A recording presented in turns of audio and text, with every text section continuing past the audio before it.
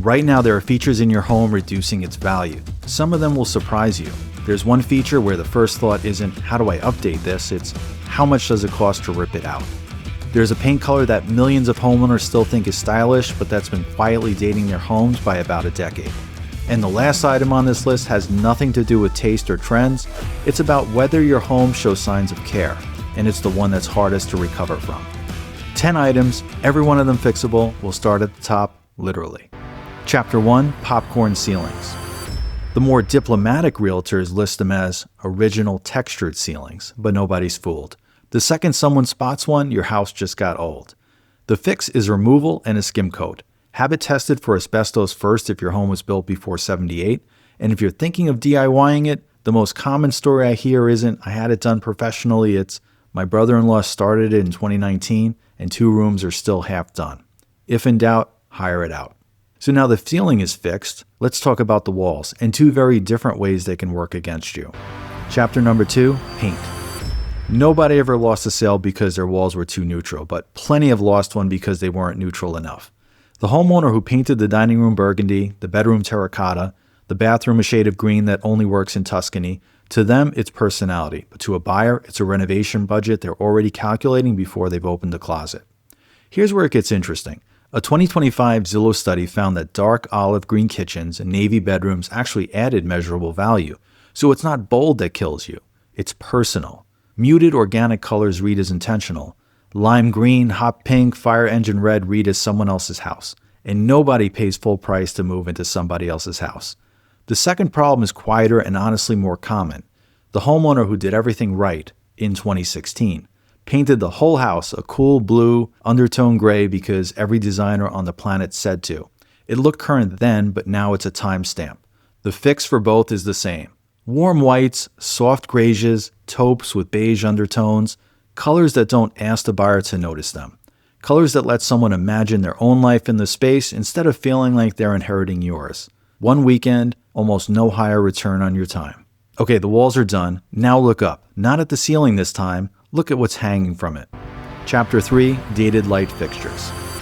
Buyers don't walk into a room and think, those fixtures are from 2003. They just feel like something's off. Brass chandeliers with candle bulbs, boob lights, frosted glass globes that came standard with the builder because they cost about $8 wholesale and nobody was going to complain.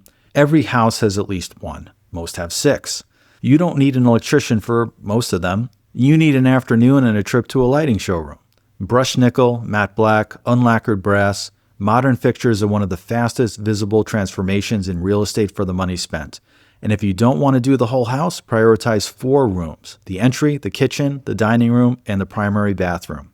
These are the rooms that stay in a buyer's memory after they leave. They are the rooms they describe to their spouse on the drive home. Now, the next item on this list may be covering up money you didn't know you had. Chapter 4, carpet in main living areas. Nobody ever walked into a house and said, I love this carpet, but they absolutely walk in and say, this has to go. And the moment they do, they start justifying a lower price in their minds. Worn, stained, or flattened carpet doesn't just look bad. It makes the whole house feel uncared for. And once a buyer decides the house hasn't been cared for, you're fighting that impression in every room that follows. The question isn't necessarily carpet versus hardwood. It's what condition is your floor in right now. A threadbare carpet replaced with a new carpet is a positive return. But a clean carpet sitting over hardwood that just needs refinishing, that's money sitting right under your feet. NAR data shows hardwood refinishing returns 147% on average, one of the highest returns of any project, and one of the least expensive. So before you do anything, find out what's under there. Pull up a corner in a closet. If it's hardwood, refinish it. If it's not, weigh your options honestly. But don't leave damaged flooring because replacement feels expensive. That's one of the most reliable ways to lose money that you never had to lose. Chapter 5, Mismatched Flooring. There's no name for this one. That's exactly why it keeps costing people money. Oak in the living room, tile in the dining room, a different wood in the hallway, each one a separate decision made at a separate time, maybe even a separate decade. Individually, none of them are wrong. Together, they're jarring. The fix isn't always replacing everything. In open spaces, it's non-negotiable. The eye travels too far and the contrast is too obvious.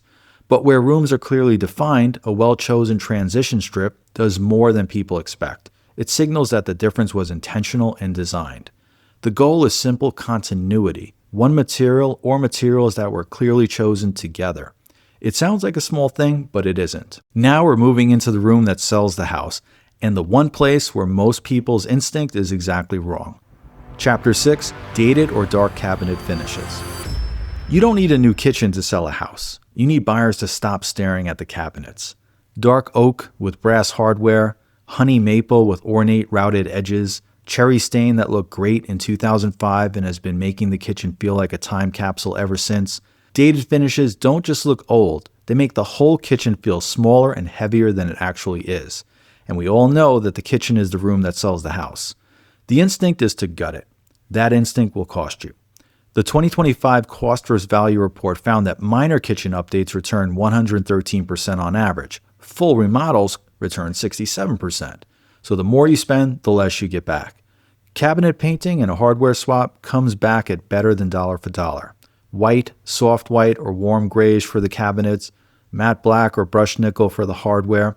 The formula works because it disappears. It stops asking anyone to have an opinion about your cabinets and lets them actually see the kitchen. You're not renovating, you're removing an objection. Next is the room with the worst return on investment of any major project in the report, and most people spend on it anyway. Chapter 7, The Neglected Bathroom. NAR's 2025 data puts bathroom renovations at 50% cost recovery, the worst return of any major project on this list. Gut and redo is almost always the wrong instinct. What actually moves buyers isn't a spa renovation, it's the absence of neglect. Grout that's clean, caulk that isn't cracked, fixtures that don't look like they came with the Clinton administration. That's what buyers notice. That's what shifts the feeling from this needs work to this has been taken care of. Now, the Whirlpool tub. Still sitting there, still not being used, still costing you money. I've watched buyers walk into a primary bathroom, see a Whirlpool tub, and immediately start calculating what it would cost to remove it. That tub hasn't been turned on in years, and everyone knows it. Whirlpool tubs were a luxury signal in 1995. Today, they're wasted square footage. Buyers see exactly what was sacrificed. Regrout the tile, swap the fixtures, convert the tub, targeted improvements only, spend less, fix what's broken, and get out. Everything we've covered so far assumes someone actually walks through the door. The next item determines whether they make it out of the car or see your house and keep going. Chapter 8, Curb Appeal. Buyers often make an emotional decision when they drive up to your house. Everything after that is justification, which means the most expensive part of your house might be your driveway. The 2025 Cost vs. Value report ranked garage door replacement number 1 in the country for the second year running. Not a kitchen, not a bathroom. The first thing people see before they've unbuckled their seatbelt. I covered the full numbers in a previous video. You'll see it pop up at the end of this one. Walk to the end of your driveway, turn around. Look at your house the way someone would if they've never seen it. Peeling paint, a weathered door, overgrown shrubs, each one is a signal, and together they're a verdict. And while we're outside, there's one more thing that can stop a sale before it starts. Chapter 9, The Converted Garage. Someone decided the garage would make a great gym, or a home office, or a playroom. The market doesn't care. It sees a missing garage. Buyers shopping in your price range have a checklist and a garage is usually on it. When it's gone, they don't adjust their offer price, they remove the house from their search entirely. If converting back is feasible, do it. A garage restores the house to a category buyers are actually shopping in, which is worth more than the conversion costs in almost every market. One exception worth noting, in dense urban markets where square footage is at a premium and car ownership is rare, a conversion can work in your favor. Everything on this list so far has been about taste, trends, and choices. The last one raises red flags. Chapter 10, Deferred Maintenance Signals.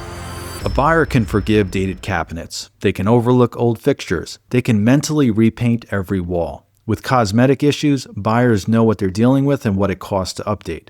Deferred maintenance is a bit different. Deferred maintenance makes buyers wonder what they can't see. Caulk pulling away from the tub, a stained ceiling from a leak that's been fixed, weather stripping hanging off the front door. Each one is small. Together, they don't just tell a story, they raise a question. If this was ignored, what else was? Buyers who feel that start looking for confirmation, and they find it everywhere. Fix the small things before they become negotiating ammunition, because they will. Here's the thing nobody tells you about selling a house. Evaluating your own home takes conscious effort. You've lived there too long to see it the way someone else will. Everything that needs attention has become invisible. So before you call an agent, before you stage a single room, walk through your home as a stranger would. Slowly, start at the curb. Be ruthless. That walk will tell you more than any appraisal. Did any item on this list make you think and glance around the room? Drop it in the comments. I read every one. And if you want to know which renovations have the highest proven returns, take a look at this video here. And if you'd like to see the projects that consistently lose money, despite what contractors will tell you, take a look at this one. I'm Justin Braithwaite, and if you enjoyed this video, subscribe. I put out new videos like this one every week. Thanks for watching, and I'll see you in the next one.